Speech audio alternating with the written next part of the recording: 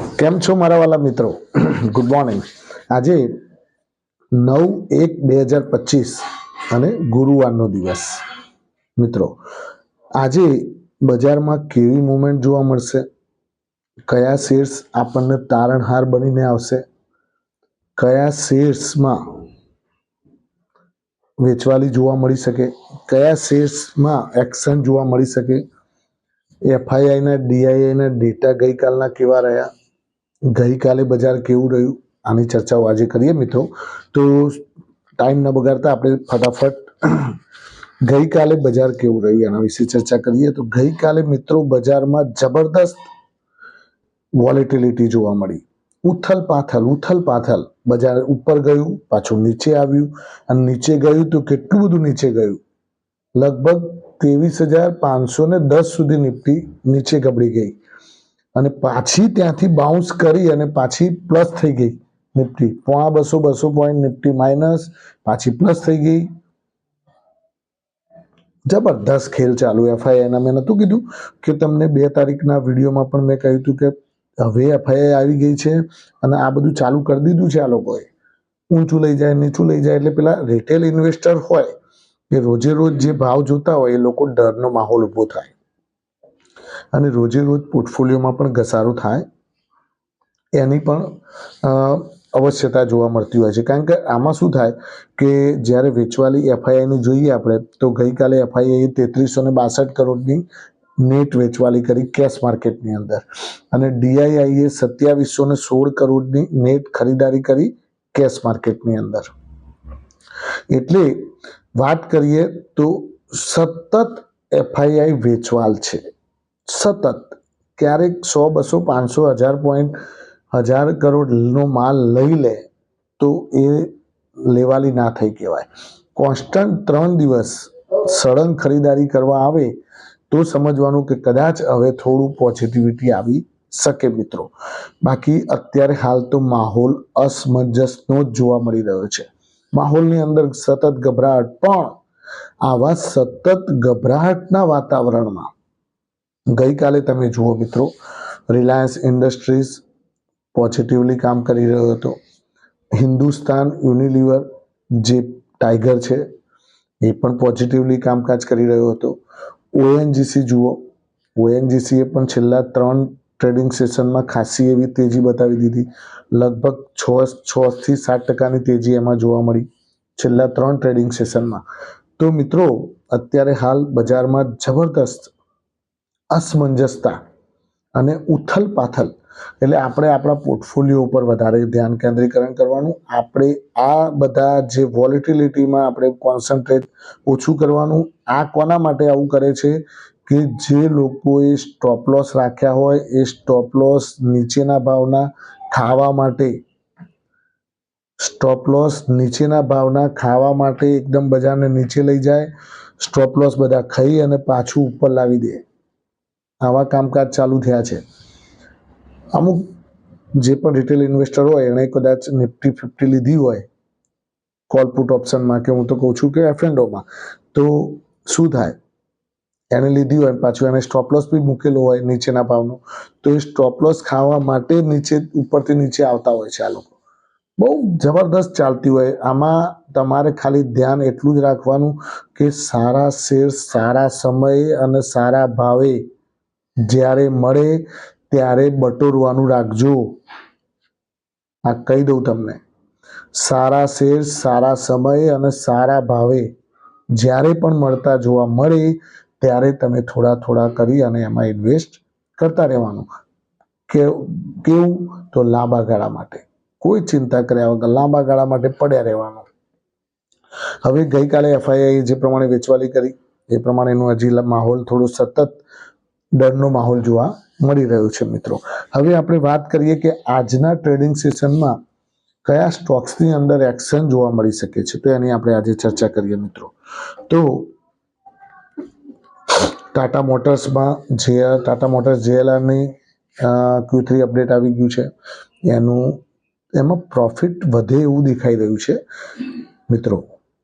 Tata motors જેએલઆરમાં એને થોડું margin વધારે મળતું હોય એવું જોવા મળ્યું, એટલે કદાચ એમાં હલચલ પણ જોવા મળી શકે આજે. પછી એક છે ભેલ. ભેલ ઉપર પણ ધ્યાન રાખજો. ભેલમાં એને ભૂતાનની અંદર 2 યુનિટના કામકાજ શરૂ કર્યા છે મિત્રો. તો એની અંદર પણ આજે હલચલ જોવા મળી શકે છે મિત્રો. પછી વાત કરીએ આપણે લ્યુપિન. લ્યુપિનમાં આજે થોડું પીથમપુર યુનિટનું કંપનીના જે પીથમપુર યુનિટમાં ફરીથી એક EIR જે આ લોકોએ દર્જ કરી હતી એના ઉપર કામકાજ કરવાના છે મિત્રો. એટલે લ્યુપિન ઉપર ધ્યાન રાખજો, હલચલમાં રહી શકે છે. પછી એક છે ગેટઝિલ. પેટીવી ગેટઝિલ એનું એક છે કે ફેસ્ટિવલના લીધે સ્ટોરમાં ગ્રોથ જોવા મળી રહ્યો છે.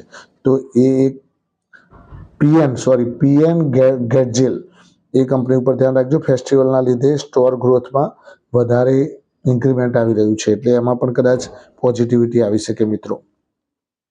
પછી યુનાઇટેડ બ્રેવરેજીસ, એના ઉપર પણ ધ્યાન રાખ્યા જેવું છે. યુનાઇટેડ બ્રેવરેજીસ બિયર જે ખરું ને એમનું બિયરનું જે તેલંગાણા જે સરકાર જોડે એમનું ટાઈપ હતું અને એ કંપનીને કમિટીએ ભાવના વધારા માટેની દરખાસ્ત કરી દીધેલી છે. હવે એના ઉપર હવે એની કોમેન્ટ્રી આવે એના ઉપર ડિપેન્ડ કરતું હોય છે મિત્રો. પછી એક આનંદ રાઠી ઉપર ધ્યાન રાખજો. આનંદ રાઠી વેલ્થ, આનંદ રાઠી ઉપર ધ્યાન રાખજો. આનંદ રાઠીમાં 13 જાન્યુઆરીએ બોર્ડ બેઠક છે બોનસ શેર આપવા માટે. બોનસ શેર આપવા માટે 13 જાન્યુઆરીએ એની બોર્ડ મીટિંગ છે. તો આનંદ રાઠી શેર્સ ઉપર પણ ધ્યાન રાખજો મિત્રો. આનંદ રાઠી એટલે કઈ બ્રોકરેજ ફર્મ છે ભાઈ, જેમ કે IIFL હોય, પછી એક આ એન્જલ વન હોય, મોતીલાલ ઓસવાલ હોય, એ રીતે આનંદ રાઠી એ એક બ્રોકરેજ ફર્મ છે. આ તમને ના ખબર હોય તો કહી દઉં. લગભગ 3 થી 4 હજારની આસપાસનો ભાવ ચાલતો હશે એનો. જે પણ હોય તમારે એમાં શેર વિભાજન અથવા તો બોનસ શેર એના વિશે ડિસ્કશન છે 13 જાન્યુઆરી મિત્રો. હવે વાત કરીએ આપણે કે બજાર આજે કેવું રહેશે.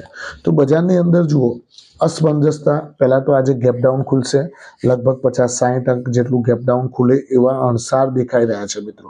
પછી બજારની અંદર કેવી FII અને DIIનું કેવો મૂડ માહોલ. હવે મેન તો રિલાયન્સ ઇન્ડસ્ટ્રીઝ 1215 રૂપિયાથી નો લો બનાવી અને પછી ઉપરની સાઈડે ધીમે ધીમે ખેંચવા માંડ્યો છે અને 1265 રૂપિયા આવ્યો છે. આ એક એની ધીમી ચાલ અને ઉપરની ચાલ છે ને એ ઘણું બધું કહી જાય છે મિત્રો. હા, આ એની ધીમી ચાલ અને ઉપરની ચાલ ઘણું બધું કહી જાય છે. એટલે ઘણી વખતે બજારમાં જ્યારે કોઈ ના તારણહાર હોય ને તો રિલાયન્સ તારણહાર બની અને કામકાજ કરતો જોવા મળે તો નવાઈ ન પામતા મિત્રો. બીજું HUL પણ હવે ધીમે ધીમે 2300ની આસપાસથી હવે 2400ની ઉપર બંધ આવ્યો છે. એટલે એમાં પણ ધીમે ધીમે FMCG સેક્ટર્સમાં પણ હવે બાઉન્સ બેકના વાવડ દેખવા મળી રહ્યા છે. એટલે વાત કરીએ તો ઓઇલ એન્ડ ગેસ સેક્ટરમાં ધીમે ધીમે તેજી આવવા લાગી છે. ઓઇલ એન્ડ ગેસ સેક્ટરમાં ONGCમાં તમે જોયું છેલ્લા 3 ટ્રેડિંગ સેશનમાં લગભગ 6 થી 7% વધારો જોવા મળ્યો. અને હું તો તમને પહેલેથી કહું છું મિત્રો, આજનો નહીં, આજથી 6-12 મહિનાથી કહું છું કે તમે 4 મહારથીઓ ભેગા ઘટાડો આવે ત્યારે લીધા કરવાના. કયા 4 મહારથીઓ? તો ONGC, power grid, call India, NTPC અને GAIL 5મો.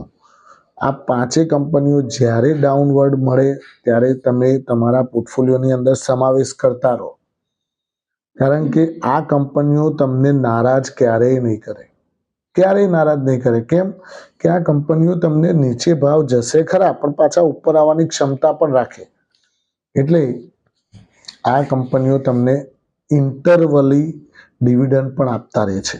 એટલે તમને તમારા ગ્રેજ્યુઅલી તમારા જે રેગ્યુલર ઇન્કમ તરીકે પણ તમારા ખાતામાં ડિવિડન્ડ સ્વરૂપે આપતા રહે છે મિત્રો. એટલે તમે આ કંપનીઓ પર પણ ધ્યાન રાખી શકો છો. એટલે મેં તમને કહ્યું કે Reliance Industries oil and gas સેક્ટરનો શેર છે, સાથે સાથે ટેલિકોમ કંપનીનો પણ શેર છે, સાથે સાથે રિટેલ કંપનીનો પણ શેર છે.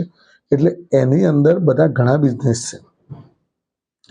એટલે હવે જ્યારે એનો આઈપીઓ આવશે રિલાયન્સ ઇન્ફોકોમનો, ત્યારે એ ટુકડો થઈને બહાર નીકળશે. જેમ આઈટીસી હોટેલ્સનો નફો અત્યારે હાલ આઈટીસીમાં જોઈન્ટ થઈને આવી રહ્યો છે, એ આઈટીસી હોટેલ્સનું જ્યારે અલગ લિસ્ટિંગ કરાવશે ત્યારે એનો નફો એમને અલગ બતાવવાનો રહેશે અને આનો નફો અલગ બતાવવાનો રહેશે.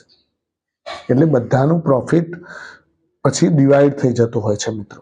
અને એની કંપનીનો ગ્રોથ અને એની કંપનીનો સ્ટોરી પણ અલગ જ થતી હોય છે.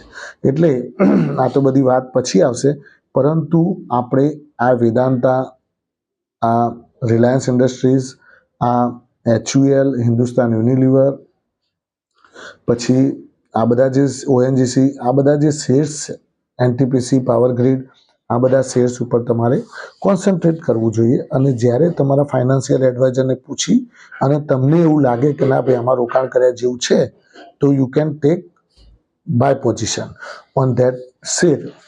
તમને એવું લાગે કે ના ભાઈ આની અંદર બાય કરવા જેવું લાગે છે, તો તમે બાય કરી શકો છો મિત્રો. પણ ચકલીઓથી દૂર રહેજો. ચકલીઓમાં આઈટીઆઈમાં જોયું તમે ગઈકાલે, મોમેન્ટ ઉપર જાય નીચે જાય, ઉપર જાય નીચે જાય. આઈટીઆઈમાં આવું થાય. ઘણી વખતે કોઈ ઇન્ટ્રાડે કરવા જાય તો ફસાઈ જાય. એટલે આવા શેર્સથી થોડા દૂર રહેવાનું. હા, લેવું હોય તો રોકાણ કરવા પૂરતું લાંબા ગાળા માટે લેવું હોય તો you can take buy position, but otherwise you can not drop on that share. Thank you very much. ખૂબ ખૂબ આભાર મિત્રો. આજનો દિવસ તમારા માટે શુભ રહે, લાભદાયી રહે, ફળદાયી રહે, એવી આપ સૌને મારી શુભેચ્છા. Thank you.